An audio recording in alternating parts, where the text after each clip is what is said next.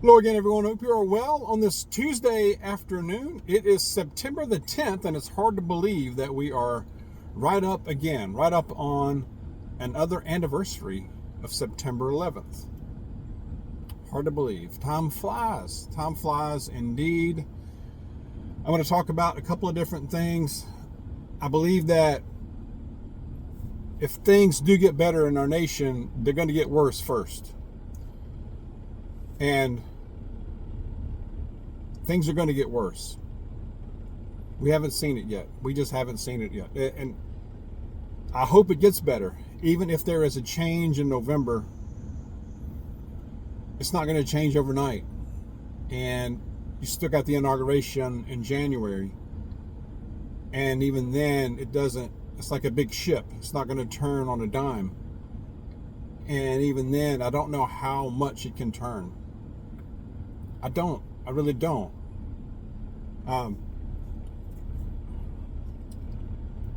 We had a little incident. Well, I don't know if you can call it an incident, but we had an awakening. We had an awakening in our neighborhood, right where we live. Late last night, early this morning. And people, you better start looking out. If you don't have a neighborhood watch, if you don't have some kind of watch system, if you're not watchful, alert, you better start right now, because it doesn't matter where you live. It doesn't matter. You can be in the most redder than the hat and shirt I have on right now. You can be in the most red area, county in the nation.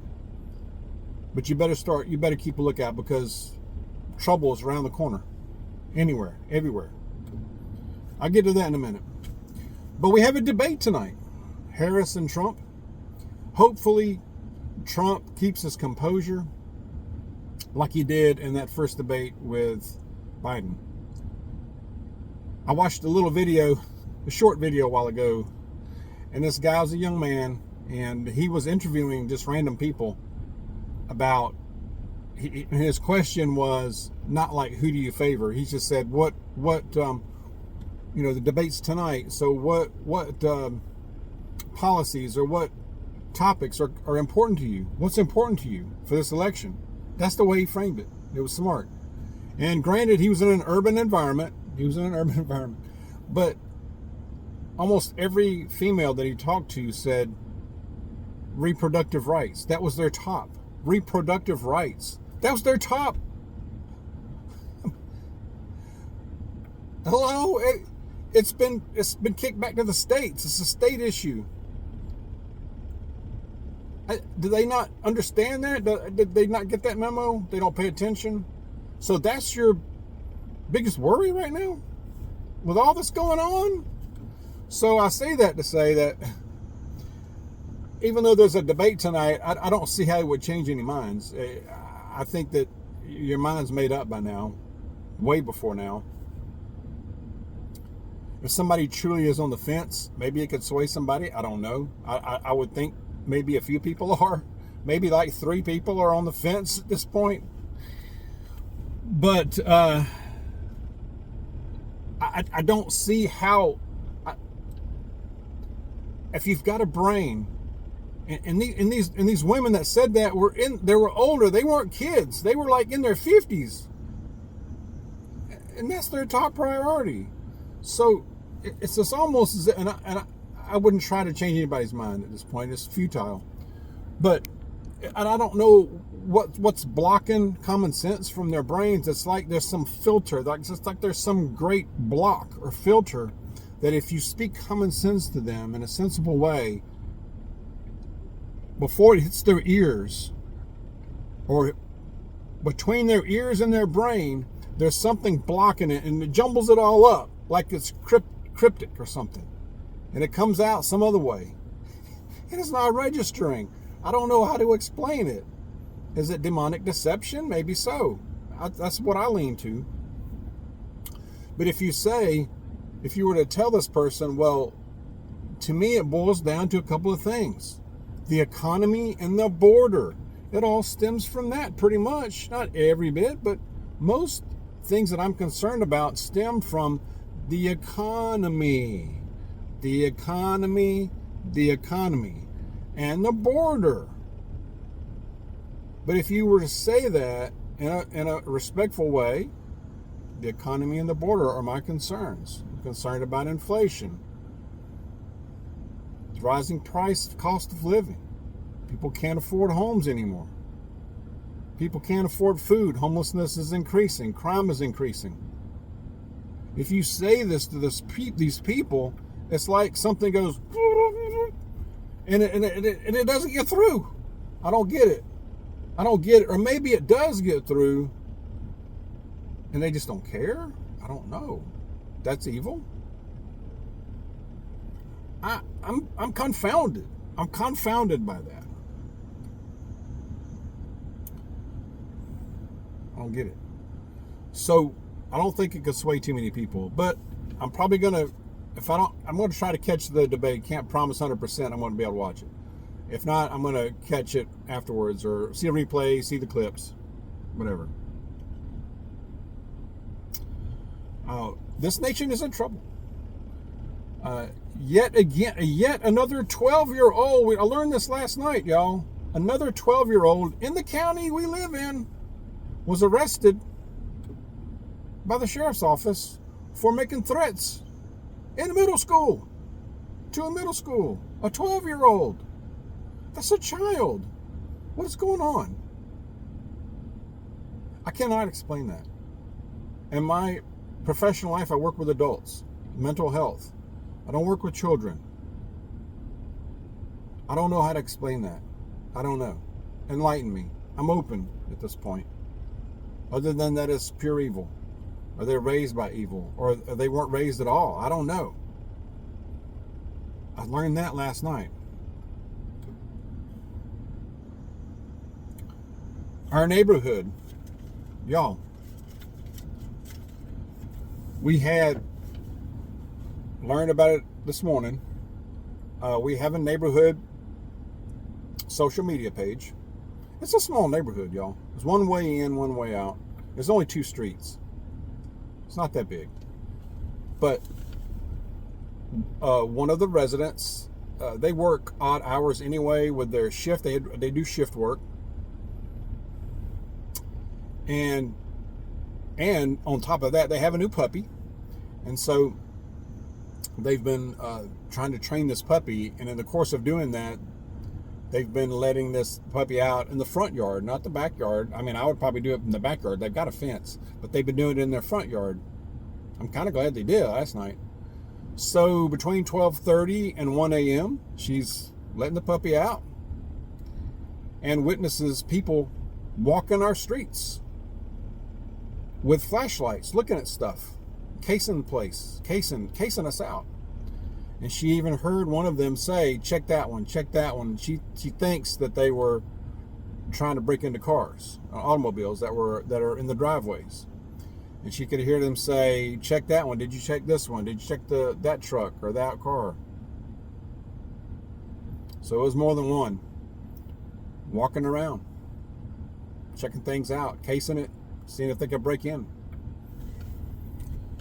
She thinks they were just trying to break in vehicles, but who knows? So she called the police. She called 911. County deputies came out. By the time they came out, they were gone.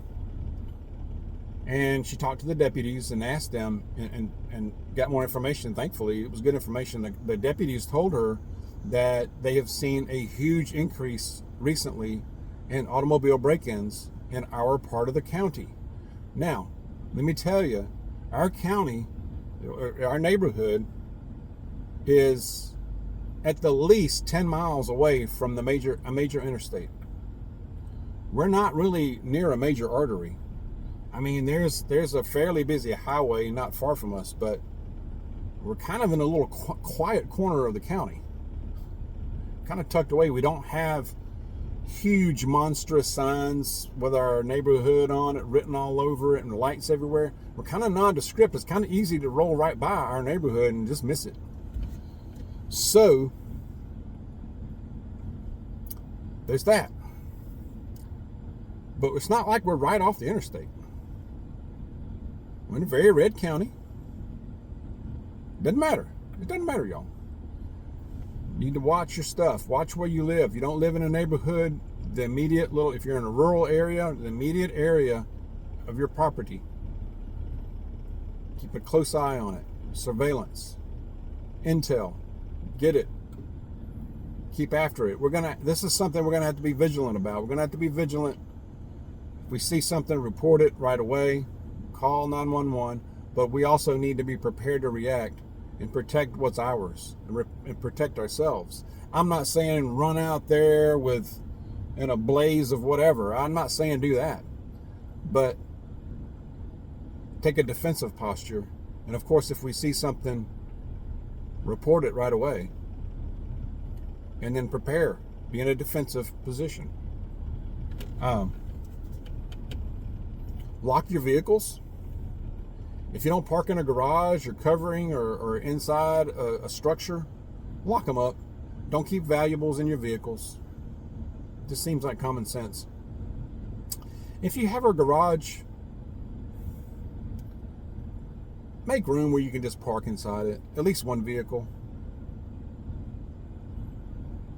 It took us a little while, but after we moved into our current home, where we got to where we could park both vehicles in our garage. I know that's not 100%, but it's a lot better than leaving it out in the driveway. If you have a garage door opener, especially if you park outside, take it inside with you every night. Okay. Again, don't leave valuables, weapons, whatever, in your vehicles. And lock them.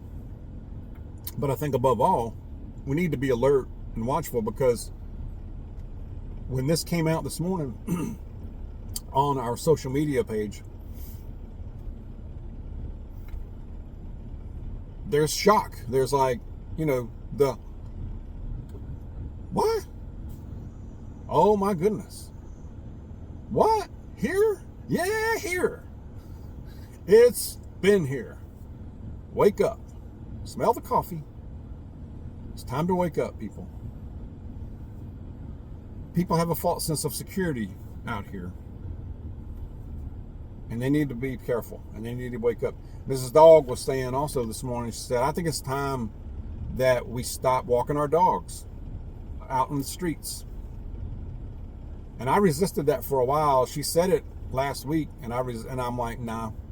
I like walking out there. I like walking the dog out there. She said it again this morning, and I have to agree. It's not worth it. I'm to the point to where I don't even want to see. I don't want other people to see that we have dogs. Even. I mean, I know they know we do because they're going to hear them bark, but they're not laying eyes on them necessarily because of the fencing. And I know our immediate, the next door, we know each other on a first name basis. They have pets too, and that's cool. But especially to outsiders coming in, I don't even want them to see that I'm walking a dog, even if I'm not in front of my house. I've had that incident before, and I didn't indicate what house I kept walking by my house so they wouldn't see that I live there. But still, it's not worth the risk. We don't know what's going on. We got people in Ohio.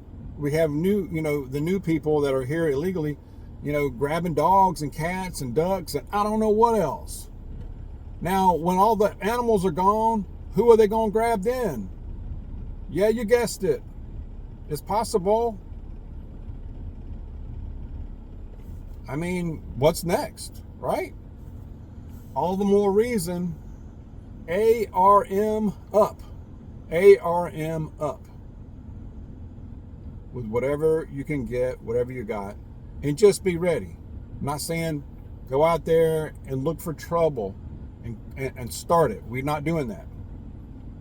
We just want to be in a position to defend against it and protect ourselves, what's ours. That includes your family. Your family includes your pets or your animals, like I said yesterday. Okay? But to me, that's about as basic as it gets. I don't see this getting any better, like I said, no matter what happens in the next few months. This is going to increase. And with the economy the way it is, people on drugs, can't afford food, homeless, almost homeless, halfway homeless, couch surfing, strung out, what are they going to do?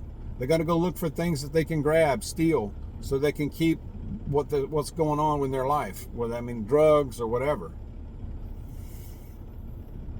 They're going to look for people who have stuff. Be watchful of who's driving around your homes. If you don't recognize them, make a note of it. Make a mental note. Watch them. It's okay to let them know you're watching them. It's even better. I'm watching you. You ain't got to be aggressive about it. Just be observant. Be alert. I hope this makes sense. But again, to me, it comes down to the border. Well, the economy and the border. You could go into other things like healthcare, crime, but it all kind of affects that, you know?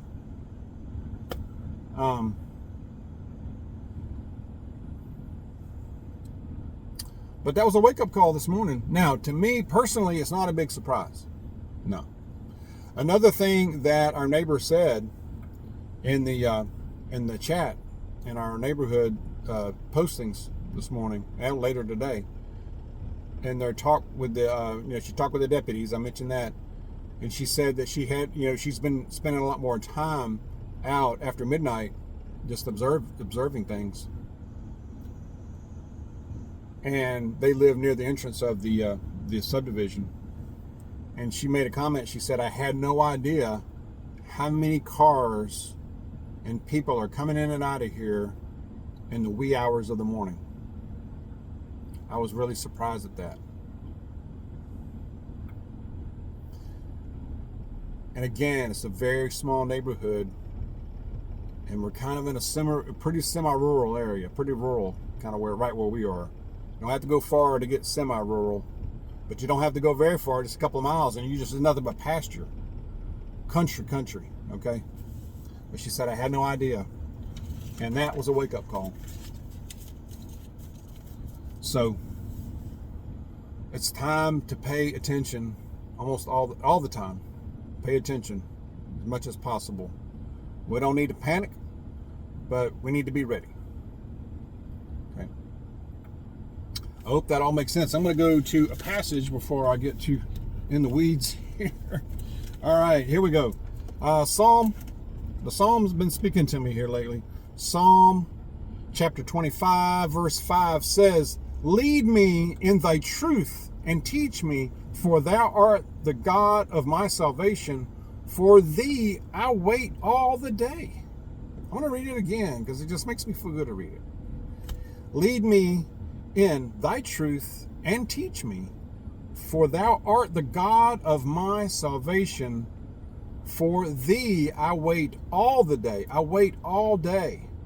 Be patient and wait. And it's okay to just wait and be silent sometimes and meditate on our Lord, right? With him and staying close to Jesus as well. But we live in a society of immediate, this instant gratification kind of thing. Got to have it right now. 30 seconds seems like an hour, people. But with our Lord, that doesn't matter. His timeline, his ways are different from ours. He's on a whole nother level. And we just need to remember we can be patient and to wait on him. But keep that relationship, stay close to Jesus. I hope that makes sense. Hope that was helpful. Share your thoughts. Let's be careful out there. God bless you. I'll see you soon.